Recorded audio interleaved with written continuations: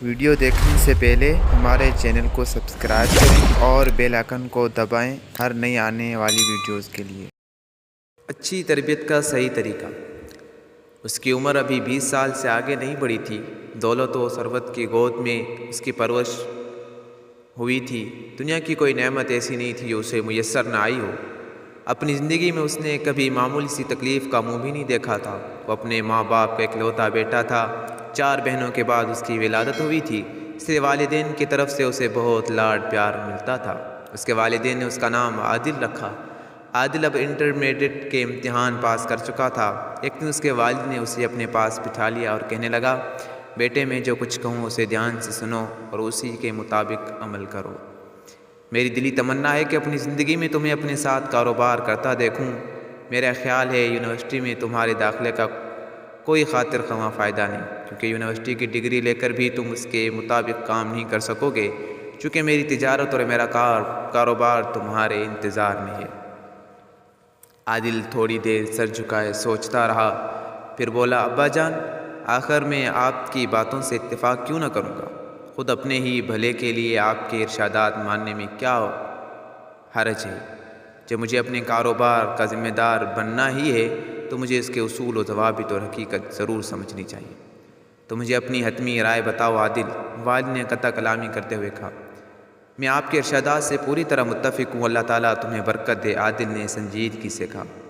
عادل کی موافقت سے والد کو بڑی خوشی ہوئی۔ اسے یوں محسوس ہوا جیسے اس کی ساری تمناؤں کا دیرینہ خواب پورا ہو گیا۔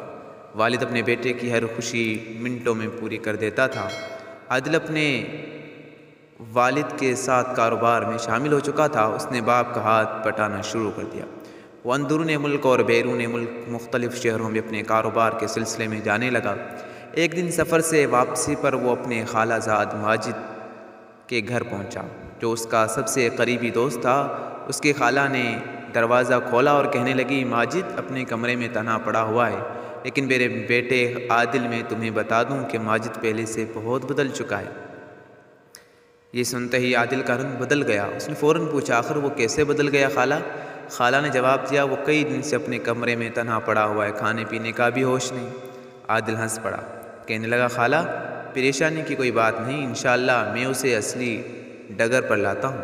یہ کہہ کر عادل اپنی جگری دوست ماجد کے کمرے میں داخل ہوا۔ دونوں انتہائی شوق سے ملے اور محو گفتگو ہو گئے۔ اچانک عادل نے دیکھا کہ ماجد کی حالت غیر ہو رہی ہے۔ ماجد، یہ کیا ہو گیا؟ تمہیں کون سا مرض چمٹ گیا ہے؟ وہ ڈوبتے ڈولتے لہجے میں بولا، اس دراز میں انجیکشن رکھا ہوا ہے، فوراً نکالو اور مجھے لگا دو۔ ماجد انجیکشن لگنے کے بعد اپنی طبیعت حالت پر آ گیا۔ آخر یہ کون سا مرض لائق ہو گیا ہے؟ یہ کس بیماری کا انجیکشن ہے؟ عادل نے حیرت سے پوچھا۔ دراصل یہ روگ ہیروئن پینے کی وجہ سے لگا ہے۔ عادل، ہیروئن انسان کے لیے ایسی موت ہے جو بظاہر موج و مستی کے دامن میں چھپی رہتی ہے۔ عادل، میں تمہیں نصیحت کرتا ہوں کہ تم کبھی ہیروئن مت پینا، ورنہ تمہارا بھی وہی حشر ہوگا جو میرا ہوا ہے۔ میں ایسے دور سے گزر رہا ہوں جس کا بیان طاقت سے باہر ہے۔ میری زندگی اجیرن ہو گئی۔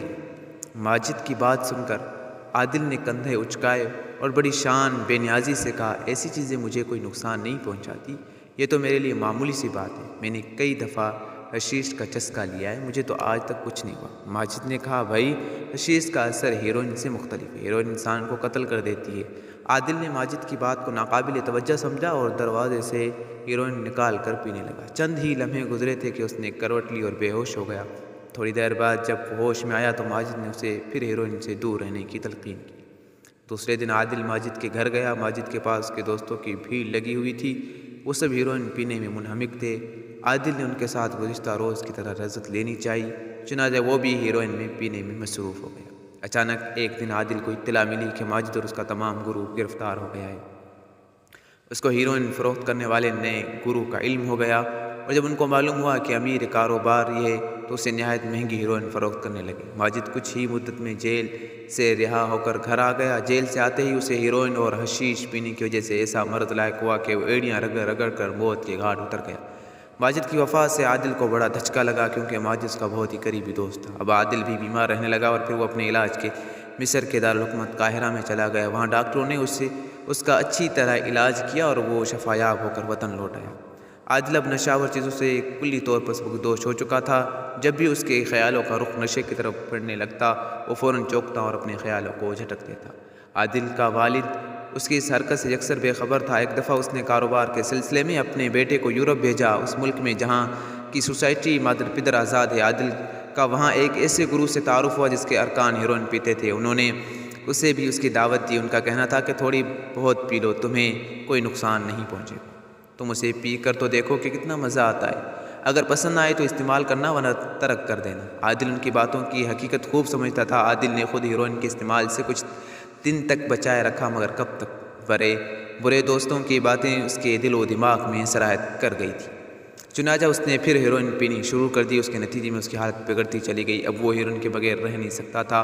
دوستوں نے جب عادل کی یہ صورتحال دیکھی تو انہوں نے اس کے خلاف ایک سازش کی، اس کے لاکھوں کی رقم چوری کر لی، وہ وہاں سے بھاگ گئے۔ عادل کو ہوش آیا تو وہ لٹ چکا تھا۔ جب وہ مقررہ پروگرام کے مطابق واپس نہیں آیا تو اس کے والدین کو بڑی تشویش لائق ہوئی۔ چنانچہ اس کا والد اس کی تلاش میں یورپ گیا۔ جب وہ متعلقہ شہر پہنچ کر اس کے کمرے میں گیا جہاں اس کا بیٹا ٹھہرا ہوا تھا تو یہ دیکھ کر اس کی آنکھیں پھٹی کی پھٹی رہ گئی کہ عادل نشے میں لت پت پڑا ہے۔ اس کی شکل بگڑ چکی ہے، بدن کا رنگ و روپ اجڑ چکا ہے، وہ صحت کی چولیں ہل چکی ہیں۔ یہ منظر دیکھ کر والد کو ناقابل بیان صدمہ ہوا اور اس کی آنکھوں سے آنسو بہنے لگے۔ وہ بیٹے کو لے کر واپس وطن آیا، ایک اچھے ہاسپٹل میں علاج کے لیے داخل کرا۔ اللہ کے فضل اور کرم سے پھر ڈاکٹروں کی کوشش سے شفا یاب ہو گیا۔ اس واقعے سے عادل کے والدین کی آنکھیں کھل گئی اور انہیں ایسا سبق حاصل ہوا جسے وہ زندگی بھر نہ بھلا سکے۔ انہیں اب محسوس ہوا کہ اولاد کو بھاری رقم دے کر اور اس پر اندھا اعتماد کر کے اس کی اچھی تربیت نہیں کی جا سکتی۔ خاص طور پر نوجوانوں کو ان کی ضرورت سے زیادہ پیسہ دینا، ان کا دھیان نہ رکھنا ایسی حماقت ہے جس کے بعض اوقات تلافی بھی نہیں ہو پاتی۔ یہ فیاضی ان کو گڑھے میں دھکا دینے کے مترادف ہے۔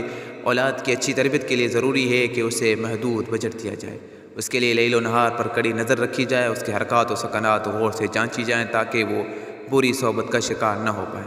عادل شفایاب ہو کر ہاسپٹل سے نکلا تو اس کے والدین نے اللہ کا شکر ادا کیا، ایک نیک لڑکی تلاش کر کے اس کی شادی کر دی تاکہ وہ حریف لوگوں کا راستہ اختیار نہ کر سکے۔ اب بیٹے کے ساتھ ان کا برتاؤ بدل گیا۔ اب وہ اپنے بیٹے کو جو کچھ دیتے تھے وہ حسب ضرورت ہی دیتے تھے، وہ اس کی نگرانی بھی کرتے تھے، اس کے ساتھ نرمی اور نوازش سے بھی پیش نہیں آتے تھے۔ اچھی تربیت کا یہی مناسب اور مؤثر طریقہ ہے۔